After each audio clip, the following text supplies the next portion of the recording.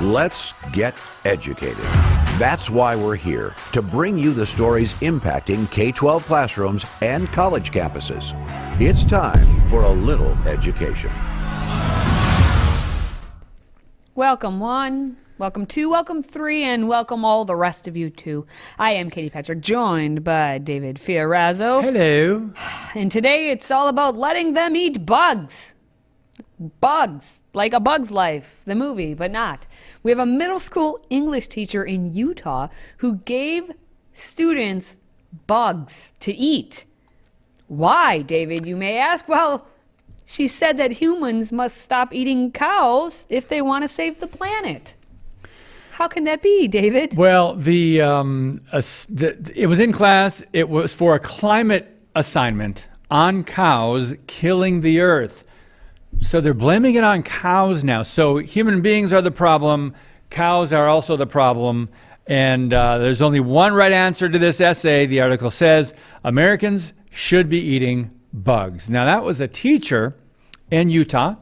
Utah's Nebo School District gave 6th grade students disgusting insects to eat. I guess it was for extra credit, but it was part of an English assignment on climate change, claiming it would save the environment from cows, which were killing the world, according to a mom who spoke with Fox News Digital. Watch the video. How come we can't state our opinion why Americans shouldn't be eating bugs? Because we don't have any evidence to support it. You don't? So there's only, it's kind of weird that I gave you a topic where there's only one right answer. We don't want to eat bugs, and it's gross. But should we be eating bugs? Yeah, because we're killing the world by raising cows and animals. So we need to just not get rid of cows, but try to balance our diet so that not so much of our land is being used to raise cows, because it's killing the ozone layer. So what if you wanted to do You don't have any evidence to support it. So there's only one right answer for this essay, and it's that Americans should be eating bugs. Everyone else in the world's eating them. It's healthy for the environment, and it's just, there's only one right answer. I wonder if that little girl, she recorded it on her phone, apparently. I wonder if she got in trouble for that, or if she's still in that class, because that teacher's not going to like that this came out. I wouldn't think, unless she's proud of it. But she seemed pretty convincing. There is only one right answer, Katie Petrick. Oh, yeah. There totally is. Just to save the planet. One right answer, and the right answer is fire that teacher. She doesn't know what she's talking about. No, actually, homeschool. Yeah, that too. Second answer. Yeah. Kim Cutler there is the English teacher, and anytime I get in English, we write essays, argumentative essays. Yep. You have to provide proof. But according to Cutler here, there is only one way, and that's if you were able to hear what was being recorded, she actually said there is only one right way. One right answer. But you're not a climatologist, English teacher. You are not. You are going off of what? What is the data that you're coming off of? Because anytime someone comes and says it's the cows and their flatulence, you know where that talking point came from? Representative Alexandria Ocasio-Cortez in her Green New Deal, whatever it was. She's the one who pointed out cow farts. And she's the one that brought them to the limelight. You're kidding me. Oh, no. AOC is all about those cow farts and how we need to get rid of them. And so that talking point, I would bet all $10 that I don't even have in my pocket that's where Cutler got that talking point from. And also, the ozone layer being destroyed, I actually just pulled up a little thing here. And, I'm reading... something from the UN, United Nations. Oh, yes. I thought we're okay. They know everything, right? Don't we bow down to them? Yes. Unfortunately. Okay. The ozone layer is slowly but surely healing itself. What? They're saying much of the ozone layer is expected to recover to the 1980 levels, like the way it was back in in 1980, by the year 2040. Gosh, I'm confused. That the only one that isn't getting there quite as fast is the layer over Antarctica, which will, though, they anticipate recover by 2060. 6. So the ozone layer is not being destroyed. It's slowly going to be better than it was like back in 1980s. So what? I just want to see the data on it. And also, more importantly, why in English class are you having these kids eat disgusting bugs? That part of it was the extra credit. Yeah. Like, oh, because the kids thought it was cool. Yeah, they're 6th graders. And I'm going to bet, again, another $10 I don't have in my pocket, that it was a bunch of the boys being like, you should eat one of those bugs. No, dude, you eat one. Okay, well, ya. I'll eat one if you eat one, man. I double dog dare you. I triple dog dare you, David. I would have been in on that, by the way. I would have been like, sure, why not? In 5th grade, we ate dandelions, but it had nothing to do with climate Extra credit. change or extra credit. But here's another thing that if you missed the audio when you're watching that video, that shot, the young girl asked, how come we can't state our opinion and write that we shouldn't be eating bugs? Fair question. It's sensible. Yes. Logical. So what about the other side of that? And Cutler, the teacher, says because we don't have any evidence to support it. Wow. So, okay. So there's no evidence to support that we shouldn't Which be eating means you bugs. should. So no evidence. I'm going to start eating every random thing then, because we don't have any evidence that says we shouldn't be doing this. Geez. I mean, so why not? I'm going to start eating tree bark and see what happens. We don't have any evidence otherwise. You could use that, how that teacher responded, you could use that in so many different contexts, in so many different classrooms, math, history, English, social studies, and whatever else. You could use that. There's no evidence to support it, especially science, right? Science or biology.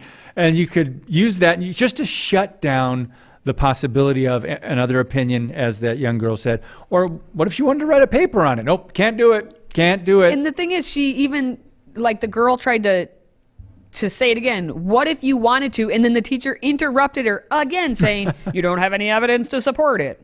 There's only one right answer to this essay. And it's that Americans should be eating bugs. Everyone in the world is eating them. Yeah, if everyone's doing it, then obviously you should too. Like, if everyone's jumping off the cliff, are you going to jump off too? Well, yeah. That's what she's making that argument. She says it's healthy for the environment, eating those bugs, and there's only one right answer.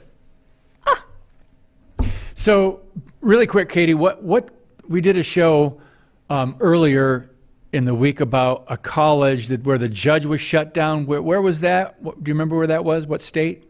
Stanford. Okay, so I was going to say yesterday. Was it yesterday? What I lose track of days. What's happening is this is a light version of shutting down the other side, not even giving them a chance to state an opinion or write an essay. No, I know all about climate change. The teachers know. So this is the ideology. And by the time they get to college, the kids are all radicalized. They don't even want to hear it. They get hurt, right? Oh, I feel hurt. I don't feel safe by hearing another opinion. Anyway, we got to move on.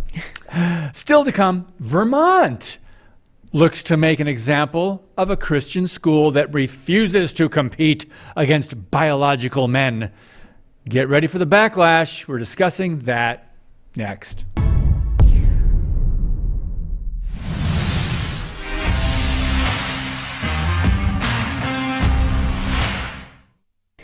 If it's not bugs, then it must be something worse, right? Because we're just going to go down the line of best to worst. So up next, we're here talking about how we reported on last month a story where there was a girls' varsity basketball team at Mid-Vermont Christian School.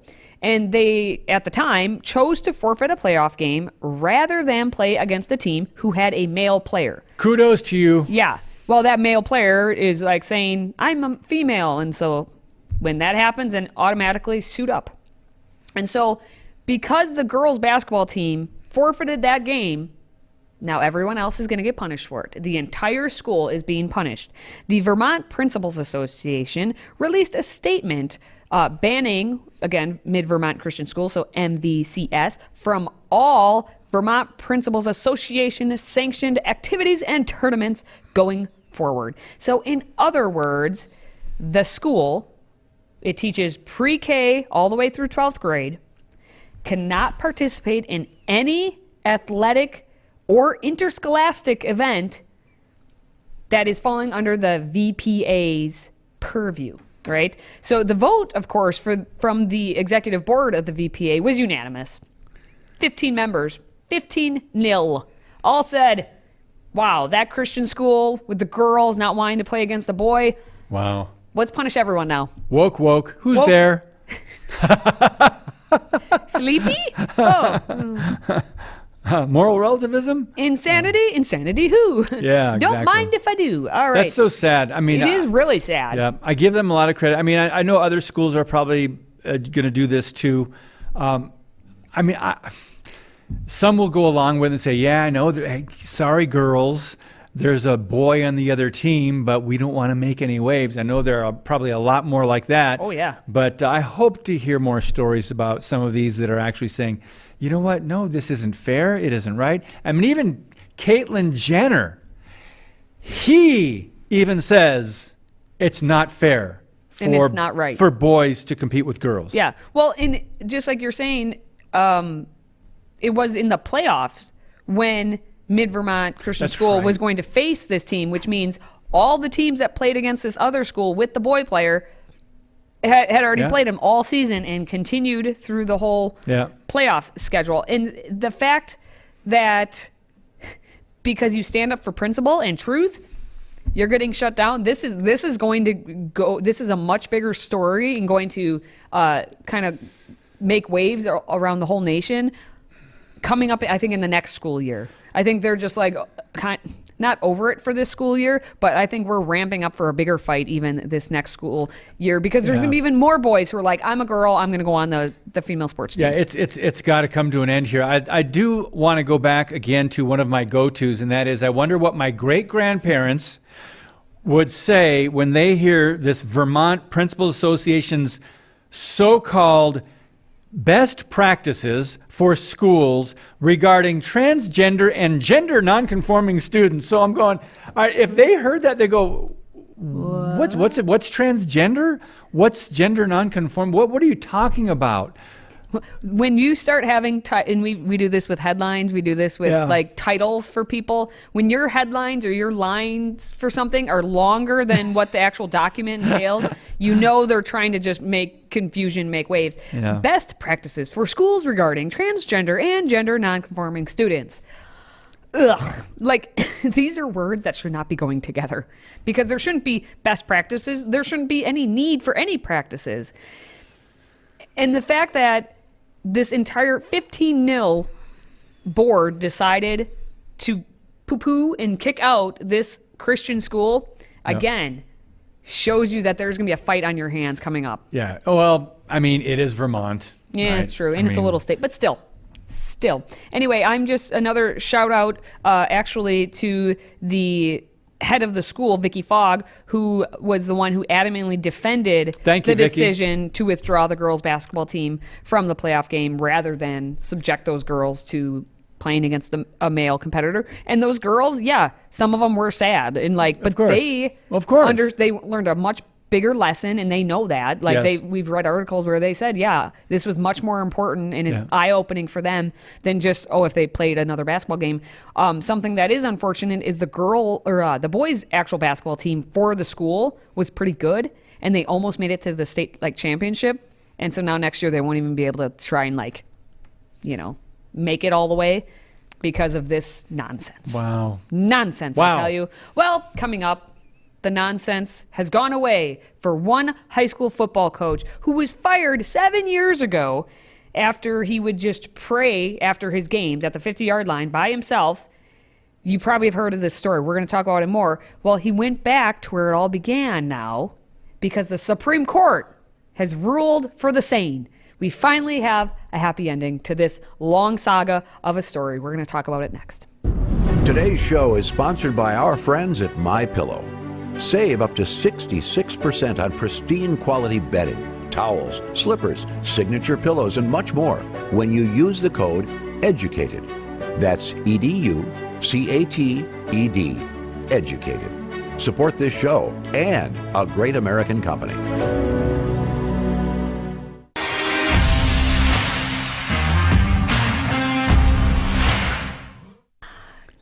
something Yes! positive. We did it. We're having a positive story. Well, it's even more positive for those involved. After a 7-year battle for religious freedom, one football coach will return to the sidelines. We're talking about Coach Joe Kennedy. You may have heard of him before. He was, God bless and him. now I guess is, He's back. Yeah, he's back. He was a public high school assistant football coach in Washington State, and his contract was not renewed because the district disapproved of his post-game prayers. And he had a First Amendment case, as you can understand, and it went all the way up to the U.S. Supreme Court, and he emerged victorious. Yeah. Thank God. He got the V. He got the W. You know, victory, win. Let's not minimize the importance of this huge case for religious freedom by the Supreme Court. They voted 6-3 in favor of Coach Kennedy. All he did, think about this. Another one, Katie, I'm sorry. What would my great-grandparents think? The coach, after the game, walked over to the 50-yard line, midfield, and took a knee and prayed by himself, thanking God for whatever the game, the night, life, safety of the players, whatever he prayed silently. And the audacity of some of his players to start joining him Oh, no. on the field. How dare they? Because it was voluntary. They said, hey, let's go take a knee with Coach Joe. And that miffed some atheists and some Freedom From Religion Foundation activists and basically some people in Washington there that said, hey, the separation of church and state. And you're thinking, it's after a football game. He's going up by himself. He's at midfield. He's not alerting the media. Hey, I'm going over to pray now at midfield. Anyone want to come with me? No, none of that. That would have even been okay because he asked. He didn't say, you must come over here right he said, now. hey, anyone that wants to come. Come He over didn't here. even announce it. But this is the level of intolerance by the preachers of tolerance on the left. Katie? So here's the deal. This started back in 2008 is when Yeah. he started doing this, Yeah. right? He began coaching then in 2008 at Bremerton High School in Bremerton, Washington, which is located west of Seattle across from Puget Sound. And that year, of course, he's a devout Christian, he began that tradition, which you said. He walked over, he prayed by himself, but his personal prayer time soon attracted players and other people. Fans began joining him, not being told to go. Yep. So Tebow. officials at Bremerton School District worried that the private group prayer conducted at a public school constituted an establishment of religion by the state. How? How is that establishing anything? This is... Okay, 7 years later, in 2015, is when they first suspended and then ultimately fired him after he refused to stop hosting the post-game prayer. The following year, then, he sued the district for violating his First Amendment right to religious freedom. And though he didn't actually see a lot of victories at the lower level courts, he ultimately prevailed, as you said, with the 6-3 victory at the highest level, the Supreme Court. And now he's going to be back on the sidelines. There's a video here. We got to check this out real quick. Yeah, it's been a very long road. Joe Kennedy's road to reinstatement as football coach for the Bremerton School District started 8 years ago. He and his attorneys went to the Supreme Court twice, not only to prove his First Amendment rights, but to force the district to reinstate him. Some people may question, why would you even want to go back to a district where you were unwelcome at one point? Yeah, that's a tough one. A lot of it has to do with the principle of it. You know, I stood up and fought to be a knight, and that really meant everything to me. I think it's wonderful, well-deserved. There's no reason why he shouldn't have kept his job in the first place, as far as I'm concerned. Well, I don't think they should have booted him out in the first place. The First Amendment.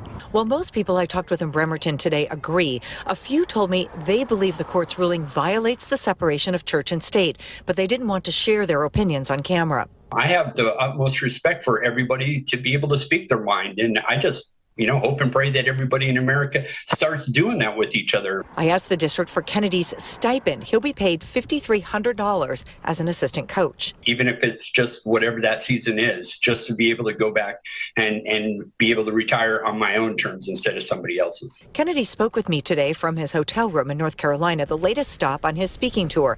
He also tells me his book and movie are due out this fall. I don't know where God's going to take me on that, so I'm just kind of playing it by ear right now. I just will report to the school when I'm needed. So part of the settlement was to cover his legal fees. If you can believe it, it was $1,775,000. So nearly $1.8 million to cover legal fees. And it's just something that never should have happened. But yeah, notice the people that disagreed, they didn't want to appear on camera, right? You can't. We don't think he should be able to do. He shouldn't pray in public. Church and state. Yeah. Separation of that, by the way, the second biggest lie in America, the separation of church and state. Yes. Yep. Yes. Amen. And yes. You know what else I'm going to say yes to? What? What we have up next. Our latest headlines from the Babylon Bee. We're going to discuss them, so stay right there. If you have a smartphone, tablet, Roku, or Apple TV, consider downloading the Freedom Project Media app. It's 100% free and includes all of our weekly shows, plus lecture series, archive programs, and award-winning animated videos for families like the Presidential Minute, Battles of America, and Heroes of the West. Don't rely on the social media giants to keep you informed. Simply download the Freedom Project Media app from your app store and allow notifications. And we'll let you know when a new video is ready.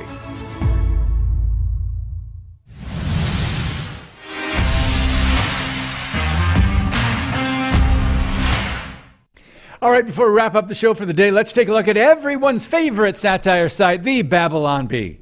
Here are this week's top 5 Babylon Bee headlines. All right. So, as always, we picked our favorite headlines and we'll now decide which one should be named Queen of the Hive. We start with, Bank learns hard lesson that if they invest their money irresponsibly, the government will bail them out. Next, Biden admin promises to tax Silicon Valley billionaires on all the money the federal government just gave them. Next, Biden assures Americans their bank deposits are safe in Ukraine. Next, investor relieved he pulled money out of crypto and put it in the bank for safekeeping. And finally, Silicon Valley Bank assures customers that everyone who lost their life savings will receive a free ballpoint pen.